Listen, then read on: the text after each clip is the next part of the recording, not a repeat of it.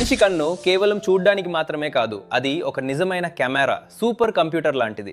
మన కళ్ళలో ప్రతి సెకను లక్షలాది కాంతి కిరణాలు ప్రవేశిస్తాయి. అవి మన మెదడుకు చేరి రంగులు, దూరం, కదలికలు, భావాలు అన్నీ ఒకేసారి అర్థం చేసుకునేలా చేస్తాయి.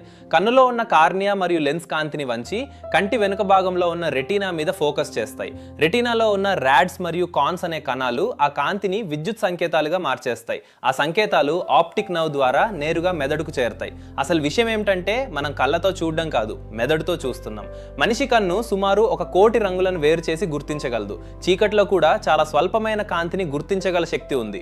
కనుపాప కంటిని ఎండిపోకుండా కాపాడుతుంది. కన్నీళ్లు కంటిని శుభ్రంగా, సురక్షితంగా ఉంచుతాయి.